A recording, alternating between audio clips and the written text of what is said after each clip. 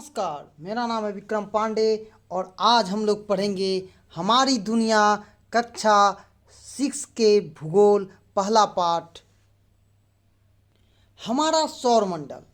तो आज का टॉपिक है हमारा सौर मंडल। तो आज हम इसके बारे में पढ़ेंगे। गोविंद एक बच्चा है, वह अपने पिताजी से तारों के बारे में पूछता है। पिताजी उसे तारामंडल ले जाते हैं और वहाँ पर बहुत सारी जानकारी वह प्राप्त करता है। यह पाठ सौर मंडल और सौर मंडल के परिवारों के बीच का बात।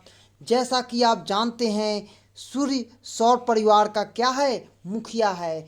और गोविंद अपने पिताजी से पूछता है कि तारे टिमटिमाते क्यों हैं। तो यही पाठ हम पढ़ेंगे और समझने की कोशिश करेंगे। अब हम पढ़ेंगे सूर्य और परिवार का मुखिया है। जैसा कि आप एक यहाँ पर फोटो में देख रहे हैं, सूर्य क्या है, परिवार का मुखिया है। आपके भी परिवार में आपके जो पिता होते हैं क्या होते हैं, घरों में मुखिया होते हैं। उसी तरह से सौर मंडल में क्या है, तारों का भी एक मुखिया है जिसको हम बोलते हैं सूर्य। तारों का भी एक परिवार होता है। जिस तरह से आपका परिवार है उसी तरह से तारों का भी परिवार है। सूर्य के परिवार में कुल कितने ग्रह हैं, तो 8 ग्रह हैं। तो कौन कौन से हैं, अब हम उनका नाम पढ़ेंगे। बुध, शुक्र, पृथ्वी, मंगल, बृहस्पति, शनि, अरुण, वरुण। यहाँ पर आप फोटो में देखिए, बुध, शुक्र, पृथ्वी, मंगल, बृहस्पति, शनि, अरुण, वरुण। ये सब क्या हैं, तो ये ग्रह हैं। ग्रह की संख्या कितनी है, तो 8 है। पृथ्वी से सूर्य कई गुना बड़ा है। जैसा आप देखते हैं कि हमारी पृथ्वी एक छोटी ग्रह है, नहीं, वह बहुत बड़ा है। पृथ्वी सूर्य के सामने एक राई के दाने के बराबर है। कितने के बराबर है, तो एक राई के दाने के बराबर है।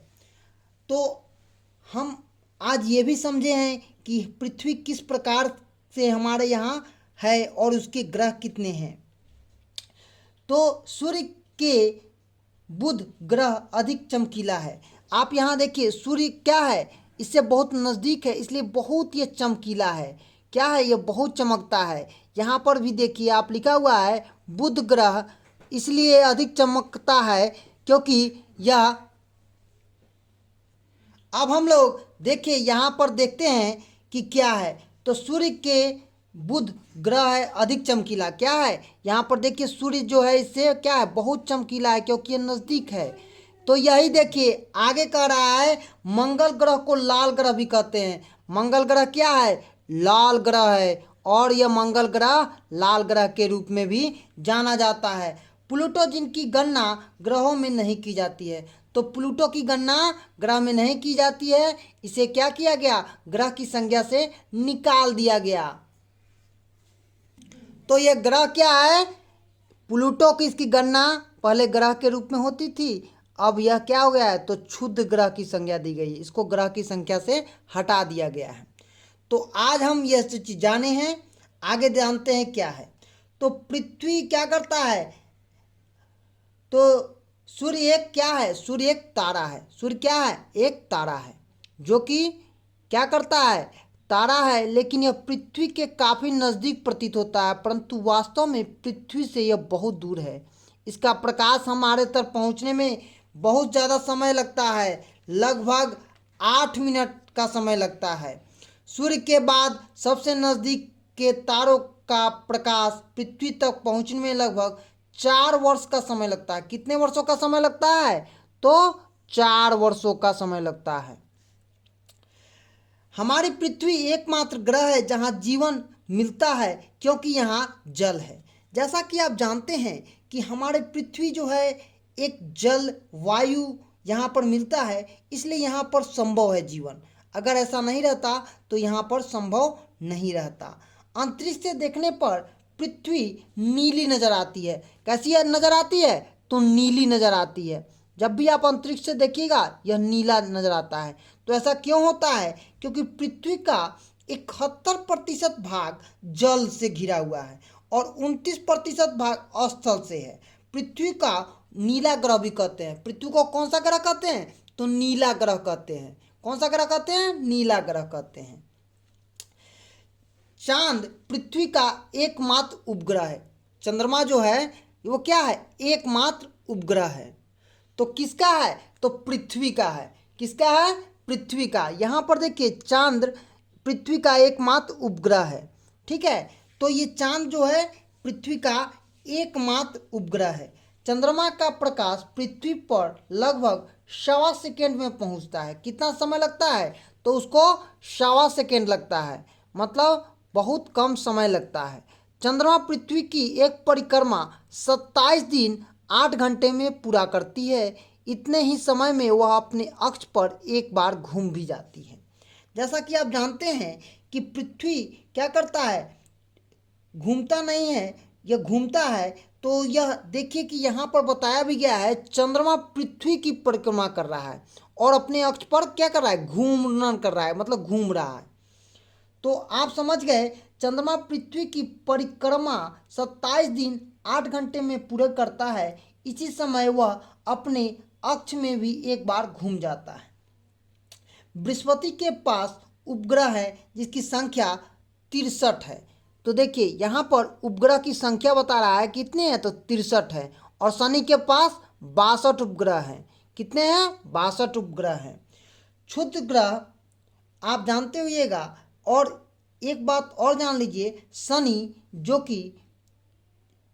शनि जो उपग्रह है, ठीक है, तो शनि टाइटन सबसे बड़ा उपग्रह है। शनि का जो एक बड़ा, आप देखिए यहाँ पर लिखा हुआ है टाइटन सबसे बड़ा उपग्रह है। उपग्रहों का भी अपना प्रकाश नहीं होता है।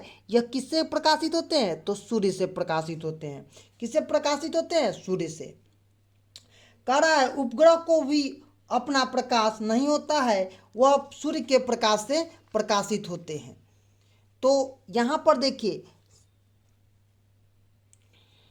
गोविंद उत्साह से मैं आज कई बातें सीखी। उनके पिताजी ने कहा, उन्होंने कुछ बातें सीखी। सौर परिवार में तारों, ग्रहों व उपग्रहों के अतिरिक्त बहुत सारे छोटे छोटे पिंड हैं जो कि सूर्य का चक्कर लगाते हैं। उसे क्या बोलते हैं? क्षुद्र ग्रह बोलते हैं। इसे क्या बोलते हैं हम लोग? क्षुद्र ग्रह बोलते हैं। तो ये मंगल बृहस्पति की कक्षाओं के बीच में होते हैं। खगोलविद जो खगोल शास्त्री होते हैं, जो कि भूगोल के वेता होते हैं और वो खगोलीय पिंडों के बारे में, ग्रह नक्षत्र के बारे में पढ़ते हैं, वो लोग इसका अध्ययन करते हैं। तो ये कह भी रहा है कि ये क्षुद्र ग्रह है और सबसे बड़ा क्षुद्र ग्रह सीरस को माना जाता है। किसको माना जाता है? तो सीरस को सबसे बड़ा क्षुद्र ग्रह माना जाता है। यहाँ पर देखिए, यहाँ लिखा हुआ है सबसे बड़ा क्षुद्र ग्रह सीरस है। कौन सा है? तो सीरस है। देखिए छोटे छोटे टुकड़े, यहाँ पर चित्र में देखिए छोटे छोटे टुकड़े हैं। यहाँ पर ये क्या बनाते हैं? तो उल्का पिंड का लेते हैं। तो छोटे छोटे टुकड़े जो सूर्य का चक्कर लगाते हुए उल्का पिंड कहते हैं, वह गर्म होकर जल जाते हैं और पृथ्वी पर जाकर गिर जाते हैं, जिससे गड्ढा हो जाता है। आप भी कभी कभी देखते होइएगा, आकाश में एक तारा गिरता है आग जलते हुए और एक का वह गायब हो जाता है। तो ये क्या है? क्षुद्र ग्रह है। ये क्या है? क्षुद्र ग्रह है। तो हम पढ़ते हैं, समझिएगा, आकाशगंगा तारों की नदी। इसके अलावा ब्रह्मांड में अनेक प्रकाश गंगा है। गोविंद ने पूछा, ये आकाशगंगा पिताजी खुली आंख से कहीं नहीं, रास्ते में दूर दूर असंख्य तारों की फैली चौड़ी चमकदार पट्टी है। इसकी कल्पना आकाश में प्रकाश की एक बहती नदी से की गई है। इसे हम आकाशगंगा कहते हैं। असंख्य तारों का समूह है और यहाँ पर बहुत सारे तारे हम देखते हैं और उन तारों को हम क्या बोलते हैं? आकाशगंगा बोलते हैं। गोविंद, जब रात में तुम देखोगे तो उत्तर दिशा में 7 तारों का एक समूह दिखाई देगा। यहाँ देखिए 1, 2, 3, 4, 5, 6 और 7, ये 7 तारों का समूह है। यहाँ पर भी देखिए 1, 2, 3, 4, 5, 6, 7, ये क्या? तारों का समूह है। तो ये तारे का समूह जो होता है इसे हम क्या बोलते हैं? तो ये कह रहा है इसे हम बोलते हैं तारों का समूह। क्या बोलते हैं? तारों का समूह बोलते हैं। क्या बोलते हैं? तारों का समूह। जैसे आप देखिए, हमारे भारतीय विद्वानों ने इसका नाम ऋषियों के नाम पर रखा, जो इस प्रकार से है: ऋतु, फुलक, पुल, अत्रि, वशिष्ठ, अंगिरा और मंजरी। यूनान ग्रंथों में इसे अल्फा, बीटा, गामा, डेल्टा, एली, एपिलिसिलोन, एटा और जेटा कहा जाता है। ऋतु व फूलंक को मिलने वाली रेखा उत्तर दिशा का सूचक होता है। किस दिशा का सूचक होता है? तो उत्तर दिशा का सूचक होता है। यहाँ पर देखिए ध्रुव तारा, तो हमेशा यह क्या होता है? एक ही दिशा में उगता है, इसे हम ध्रुव तारा कहते हैं। तो देखिए क्या कह रहा है, यह एक स्थिर तारा है। यह उत्तरी गोलार्ध में पृथ्वी के उत्तरी अक्ष पर अवस्थित है। विषुवत रेखा पर किसी भी स्थान से देखने पर ध्रुव तारा क्षितिज पर दिखाई पड़ता है, क्योंकि ज्यों ज्यों यह ध्रुव की ओर बढ़ता है क्षितिज से उसकी ऊंचाई बढ़ने लगती है। क्षितिज ध्रुवों से ऊंचाई इतनी डिग्री होती है कि वह अक्षांश भी उतना ही डिग्री होता है। वह हमेशा उत्तरी दिशा की संकेत करता है। और प्राचीन काल में नाविक समुद्र में उत्तर दिशा का ज्ञान कराने के लिए यह तारा का इस्तेमाल करते थे, और हर समय यह उत्तर की ही दिशा में दिखाई देता है। करायनी आकृतियों के नाम पर राशियों के भी नाम होते हैं। मेष, वृष, मिथुन, कर्क, कन्या, सिंह, तुला, वृश्चिक, धनु, मकर और कुंभ, मीन। पृथ्वी के चारों ओर विभिन्न तारों का समूह है, जिसकी संख्या 27 है। चांद को पृथ्वी की परिक्रमा करने के दौरान किसी न किसी तारों के इन समूहों के सामने से गुजरना पड़ता है। इन तारों के समूह को हम नक्षत्र कहते हैं। ये नक्षत्र इस प्रकार से हैं: अश्वनी, भरणी, कृत्तिका, रोहिणी, मृगशिरा, आद्रा, पुनर्वसु, पुष्प, अश्लेषा, माघ, पूर्व फागुन, उत्तर फागुन, हस्त, हथिया, चित्रा, स्वाति, विशाखा, अनुराधा, ज्येष्ठा, मूल, पूर्व आषाढ़, उत्तर आषाढ़, श्रावण, घनिष्ठता, शतभिषा, पूर्व भाद्रपद, उत्तर भाद्रपद व रेवती। पृथ्वी इनमें से प्रत्येक नक्षत्र में 14 दिनों में पार कर लेती है। इसीलिए नक्षत्रों की अवधि कितनी दिनों की होती है? तो 14 दिनों के लिए होती है। ज्योतिषों के विद्वान मानते हैं कि नक्षत्र और मौसम में गहरा संबंध है। एक नक्षत्र में मौसम की दशा देखकर दूसरे नक्षत्र के मौसम का अनुमान भारतीय ज्योतिष शास्त्री लगा लेते थे। तो आज गोविंद ने ब्रह्मांड के विशाल व रहस्यों को पता करने के लिए यह बहुत ही बारीकी से जानकारी हासिल की, और वह बहुत खुश हुआ। इस तरह से आपका पहला पाठ, हमारा सौरमंडल पाठ खत्म हुआ।